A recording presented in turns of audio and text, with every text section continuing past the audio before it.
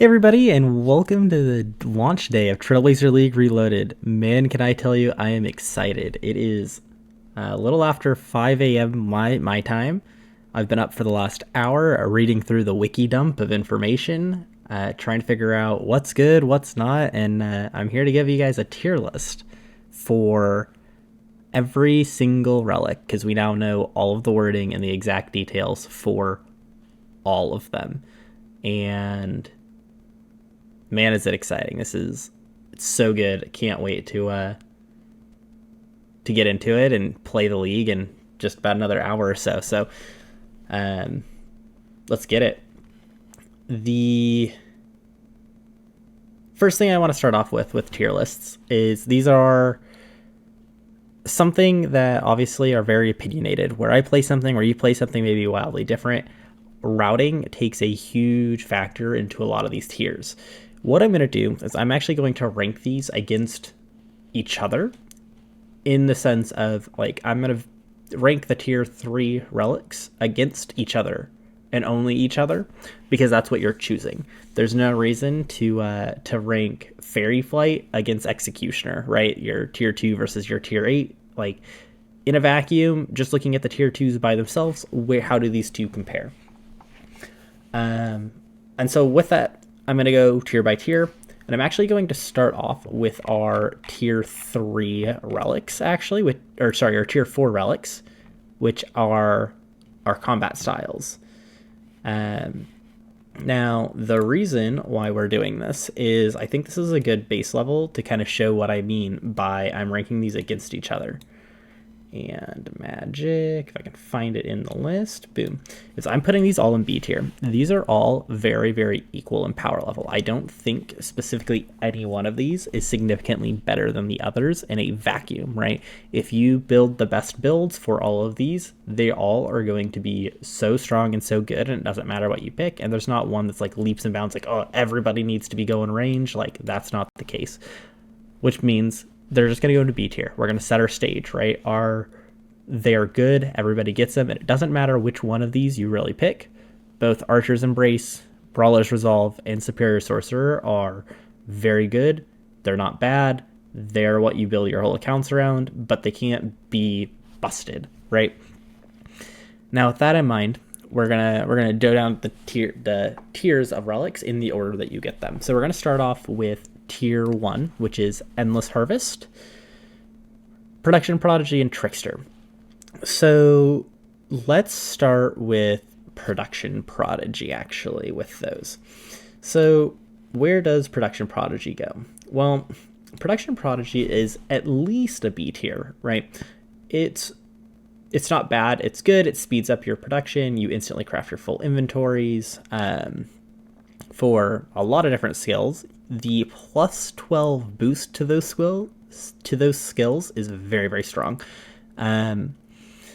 Which, to me, this relic could have been pretty good, pretty average starter without the plus 12 boost to those skills, and without the 25% chance to like make an extra product. By itself, I think it would be a B tier without those. Those itself, I think, actually push this up to an A tier. I think Production Prodigy is probably going to be the most picked tier 1 relic. I think it's very, very strong. I think it has a lot of uses from the very beginning of the game all the way to your end game when you're processing and going for 50 mils.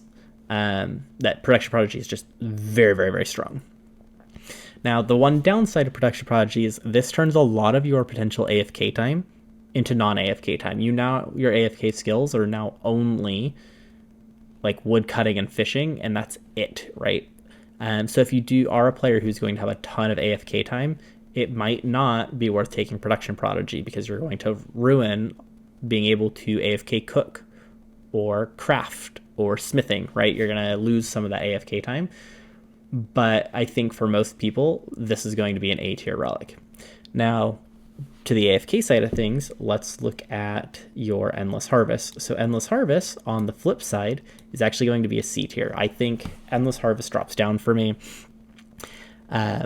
You get a ton more AFK time with this. So if you're a player who, I can be on my phone at work, but I only have like a couple hours in the afternoon that I'm able to play after work, but I can probably play like 6 or 7 hours while I'm at work as long as I'm AFKing. This is very, very good for you. I think most players are going to want to not AFK all 8 weeks is my issue with this.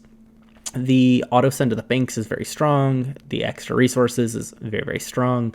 But you then also have to process all of those resources you get, which takes a lot of time. And I think the combinations with some of these future relics makes the other ones just significantly better than Endless Harvest. So we're going to put Endless Harvest down at C tier. And then Trickster. Trickster is also going to be a B tier, I believe. I'm going to put it towards the top of B tier, though. Production Prodigy is the I want to snowball my account. It is very, very good in the early game. It lets you skip into thieving really early. The passive agility is very, very strong, right? The box traps, if you have chins, is going to be very good. Impling Jar is not breaking. Very, very strong. Saves you a lot of time and effort for those pro tasks early that we talked about on my Mistling guide. And then also being able to burn your logs and make fire making super easy if you have a good source to get logs is very strong. It allows you to take the early game, the first couple of days, and really push that into getting those higher relics really, really fast, which is nice. But it falls off in the later game. You're not going to be doing much thieving. Like maybe if you're in specific regions where you need like crystal shards in Tyrannwyn, and so you're thieving elves, or blood shards in Mortania, right? This gets some extra value. But for most people, I think this is just an early game snowball relic, which I think is very strong. I just don't think it is busted and something that everybody needs to take. Tier 2 relics. So we have Fairy Flight and Globetrotter here. Now, these are very similar. Fairy Flight is a new leak as of yesterday for us, which the big thing with this was it's a copy of last league's Fairy Flight with the addition of you can now teleport to the Tool Leprechauns. Now, there are Tool Leprechauns at every farming patch, is kind of the big thing. Now, the ones that I think are really important that you'll use for non-farm runs is going to be the Farming Guild one that is in the higher tier. It's a very, very close teleport to a bank. You also get access to Spirit Trees, which is nice. If you have Kandarin, you have to take Kandarin because you have to unlock the ability of using Spirit Trees, which is something to note with this. But besides the Farming Guild Leprechaun, there isn't any specific that I'm like, this puts you way closer to something you would be doing, better bossing, that type of thing. And so I think Fairy Flight and Globetrotter both are pretty medium. Like when you compare them against each other, I think either option is totally fine. I don't think one is specifically like way better than the other. I think personally, I'll probably end up taking Globetrotter as my plan. I personally like being able to teleport directly to Edgeville for a lot of things. And not having to make that little run from a fairy ring all the way over type of thing is, I think, beneficial. So I think I'm in the Globetrotter boat. But I think that's just because of the relics I select, is there's no good places for me to teleport extra with the Fairy Flight ring that I don't just get anyway from Globetrotter. But this is going to be very region dependent, but they're very comparable to one another. You can't go wrong no matter which one you choose. Tier 3, this is the big one. Banker's Note versus Fire Sale. These both are S tier relics. Okay. Now, here's the thing with these two being S tier. They are both so good, and they do two very completely different things, and you only get one of them. This is probably one of the toughest decisions that you are going to make during this league, is whether you take Banker's Note or Fire Sale. Now, pros and cons. Fire Sale is very, very, very strong with a couple of very specific regions. Specifically Zaya, or Korend, and Fremennik. Both of these have access to some shops that allow you to do really degenerate stuff. Good examples in Fremennik is you get the the shop in Keldegrim for construction things, like magic stones or condensed gold, which allows you to make things like crystal chests, crystal thrones, and whatnot for free at no cost. And the XP rates on those are insane. Like I think doing a day 1 to 99 at 8x multiplier with Fire Sale, doing construction with Fremennik, will only take you like an hour, hour and a half. It is going to be so fast. It is insane. And there's a lot of other things like that. Buying ores, buying food, buying raw fish, right? Raw cromwans, buying sharks in Zaya. There's all Canifis even, I believe. I think it's really, really strong, and it will set up people to have way more supplies and scaling resources than they would otherwise have in a very, very fast manner. Again, this is one of those relics like Trickster that's going to snowball and be really good early on. And then later on is going to fall off a little bit, but I think it will still have some endgame uses. We're just maintaining and keeping up with the various grinds you have is insane. On the flip side, Banker's Note is nuts for things like Nex or raids, where you can now just bring in basically an infinite amount of brews and resources with you, and you can't die. You can't run out of resources during a raid. If a boss is going to one-shot you, it one-shots you, right? But besides that, you will have an infinite amount of supplies as long as you can make those supplies and keep a stock of them, which is insane. It makes big, long trips really, really good. Specifically, I'd want to mention Nex and in raids for it. The reason for that is everybody does get last recall, right? And as long as you get the recall cooldown lowered by getting your total levels up, which should be, again, very fast to do, just going to a bank only takes you a couple of seconds. So I think this loses some value unless you're hard camping some really high invocation or challenge mode or harder mode raids, as we don't have a name for them. But I think overall it is super, super, super strong. We've already talked about, oh, God damn it.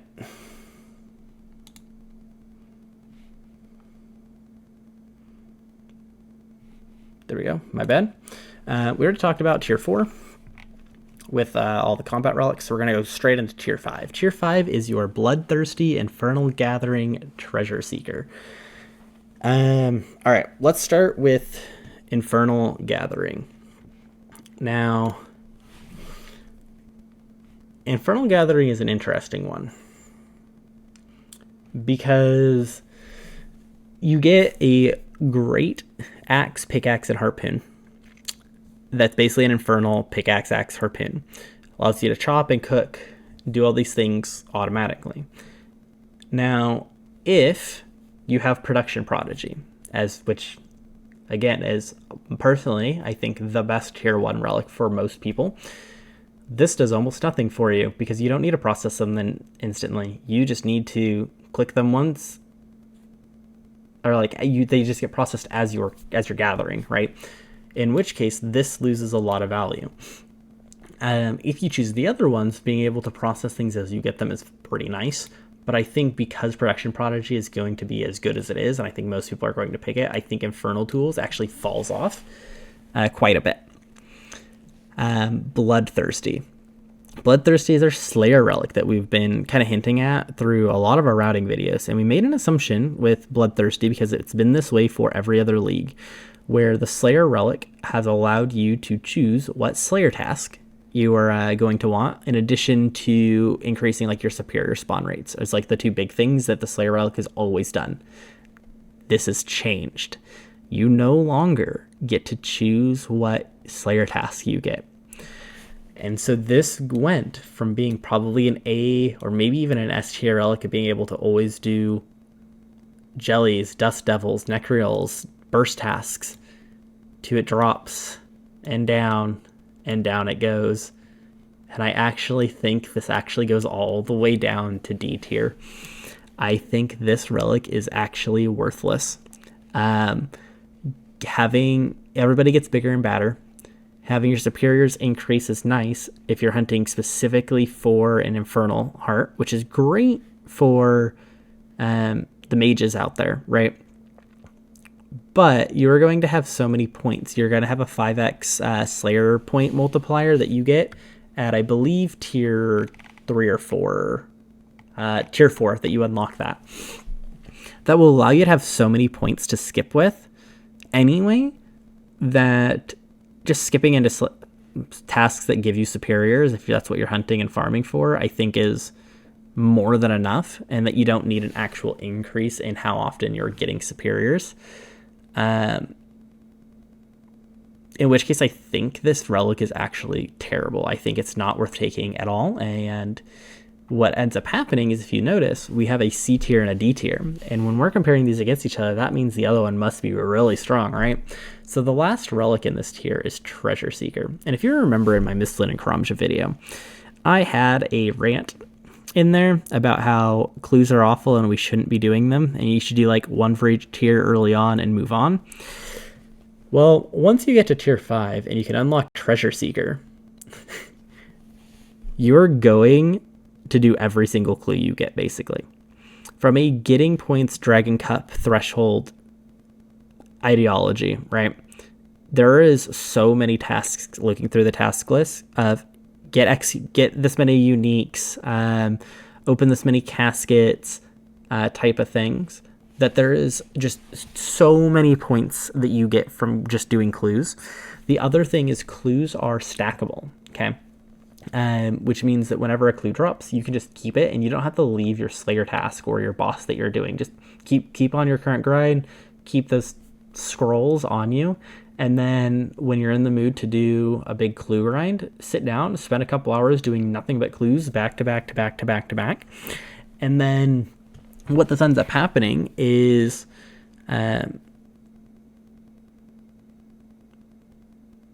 your clue scrolls. So what this relic ends up ultimately doing is you end up getting more clue scrolls. You're always guaranteed to have minimum steps. Like your beginner clues are always going to be one-steppers, as an example, right? So the clues are going to be faster to do. You always get the maximum number of rolls on them, so you have more chances of those uniques. And then you have a chance of getting like another casket. So you actually can potentially just open multiple tasks. Like if you do 100 clues, you might potentially open 120 clues because you get some out there. It doesn't tell you what the rate is. It varies depending on the tier. But I think as far as going for points and unlocking stuff as fast as possible, this is so good, and it's worthwhile from day 1 to week 8. And I think this will end up meaning that I will personally be doing a ton of clues this league, even though I'm not a fan of them. But I think it is so worthwhile to do it, and that is saying a lot coming from me. Tier 6, Equilibrium, Farmer's Fortune, and Ruinous Powers. So let's start off with the one that is coming back, Equilibrium. So Equilibrium is effectively the same as it was before. The small change they made here is that when you're gaining the extra XP, if that extra XP is in your lowest level skill, you actually get an extra 10%. In addition to the base 10. So you get 20% total XP if this is going towards your lowest level skill, which gives it a little bit of a buff from last time. Now, that said, I don't think Equilibrium is particularly strong. I'm going to put Equilibrium in the C tier. The reason for that is it doesn't really help you too much. The XP, getting 16x XP multiplier, like you're getting this one tier before you go from 12x to 16x. An extra 10% does not change too much. And I think you're going to be getting so much XP anyway that this just loses a lot of value because of how late it is. I think getting this earlier on, if this was like a tier 3 relic, right, where you're still at your 8x multiplier, you haven't hit 12x yet, and you're really trying to squeeze out any XP you can so you can unlock more tasks, I think this gains a lot of value, but this is too late, and I think it falls off. A new one for us is Farmer's Fortune. So Farmer's Fortune has two really big effects here, and then one kind of okay effect. So the first okay effect is you have a chance of saving your seed. 1 in 5 times you plant, you'll keep it. The two big effects, though, is that those plants, when you plant them, will instantly grow to full, which is really cool. So if you need Renars and you have a stack of Renar seeds, you just go over to your one herb patch, plant, instant harvest, plant, instant harvest, plant, instant harvest. You don't have to wait the 30, 40, 50 minutes for stuff to grow, which is great. You also farm the patches super fast, much faster. Words, geez. It is 5 a.m., guys. I'm so sorry. And then we're going to gain triple the yield. So you get 3 times the herbs and such for it, which is great. If you are a region combo that only has 1 herb patch, this relic is so good for you because it solves the problem of how am I going to actually get herbs, right? How am I going to be able to get enough toadflax for my brews or Renars for my prayer pots, right? And this solves that. And I actually think this I'm going to end up placing this high, really, really high B tier, like above Trickster even. Because I think that specific region combos really need something like this. In order to like actually sustain and be able to actually have enough herbs to get Herblore XP like consistently. And so I think this is very, very strong for those region combos. For regions that have a ton of farming patches, so if you look at like, if you have like a Zaya plus Kandarin plus something else patch where you have like 5 different patches at least, this kind of falls off a little bit because you can just plant them as normal. You don't need the extra yield. But even then, it's still good because it does give you more yield for more herbs, right? Which is just more Herblore XP. One thing I do want to note is this feels very similar to Botanist, which was our relic last time, which also saved secondaries. It does not do that, which means farming things like your limpwort seeds, your whiteberry bushes, etc. will also be very, very strong with this, but you will need to maintain those and you won't just instantly save most of them, right? And then we have Ruinous Powers, and Ruinous Powers are going to go to A tier for me. I don't think Ruinous Powers are busted. The fact that you don't need the Chambers of Zarek prayers to use the offensive overheads means that those not taking Zaya will actually have an ability of having a very, very strong offensive prayer. The trade-off there is you get slightly worse overheads. So if you're doing raids where you're taking chip damage from things, you're going to be taking more chip damage, right? But in turn, you're going to be dealing an extra 15-20% damage depending on your combat style, right? So there's a trade-off here. But I think overall Ruinous Powers from an offensive standpoint is actually insane. But because there is some downside, there is some risk reward with it, I'm going to put it in A tier. But I think overall it is probably the strongest relic in this tier.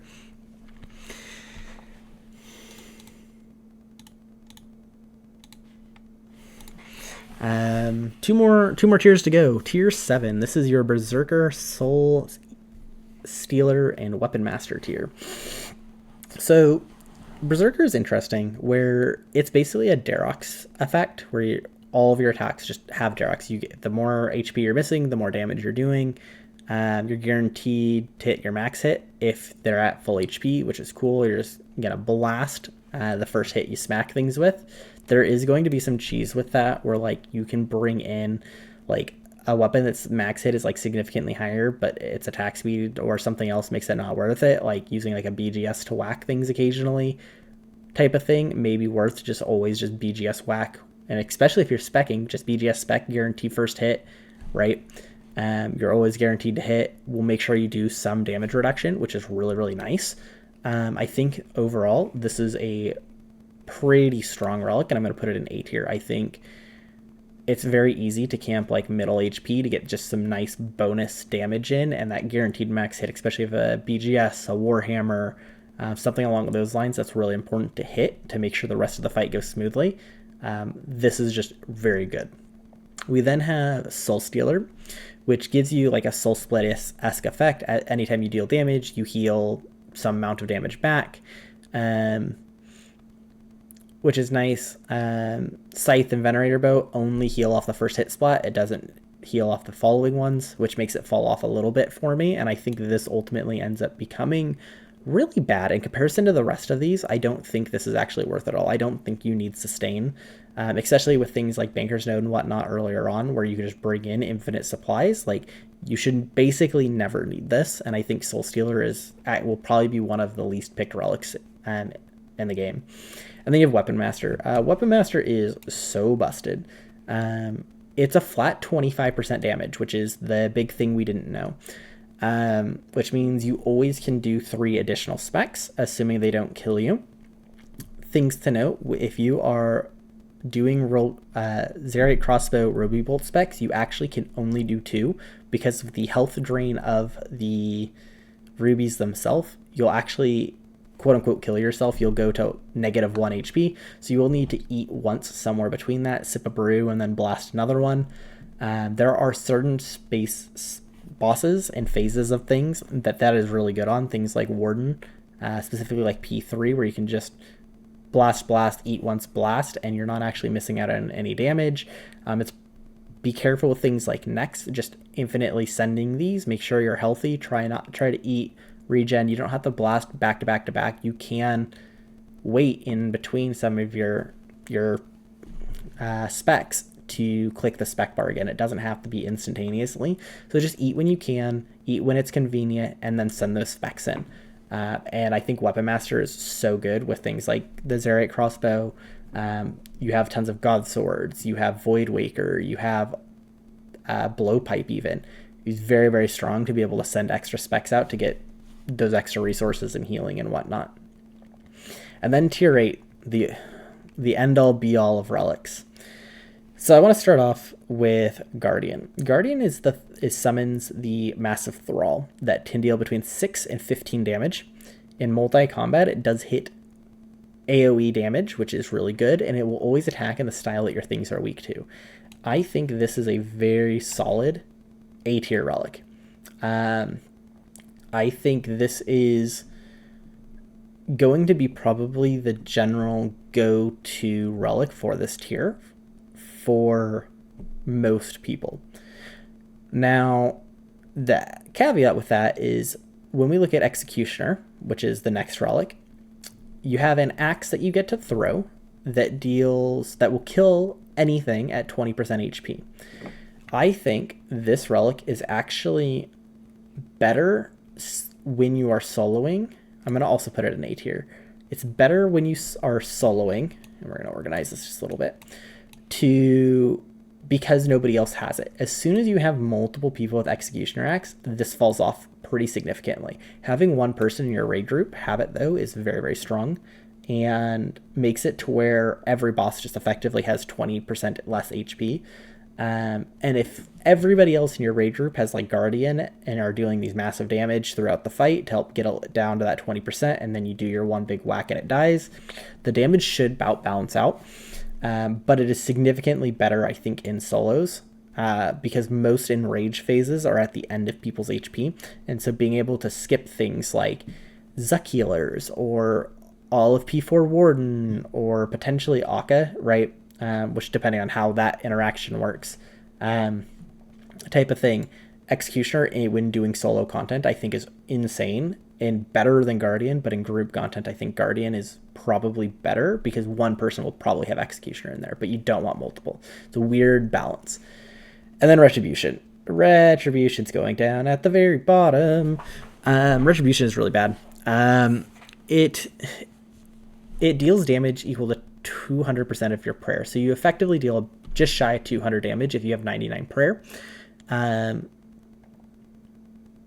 You get your full HP and prayer points back. There might be some weird interaction with Weapon Master and Undying Retribution where you can like ZCB Ruby Bolt proc and then you send your last one. It puts you to like 1 HP. You proc back up and then you can send 2 more, right? So you get like 5 specs back to back, which is really strong, and you get the explosion damage from Undying Retribution. But Undying Retribution does have like a 3-minute cooldown. I think there's going to be some like meme builds like that that'll be really fun to do, but I don't think in comparison to just having consistent 6 to 15 damage every time things attack, or Executioner's Blade, which will just nuke something for 20% of its HP, I don't think it even compares remotely to them. Even though I think it has a giant fun factor of a relic. And with that, that's all of our relics. I think this list looks pretty good. This is how I kind of envisioned it. I think overall, Jagex did a great job balancing the tiers. There's very few things that I think are just vastly worse than everything else. There's a couple of selections like your Banknote versus Fire Sale that are going to be very, very tough. But yeah, those are my thoughts.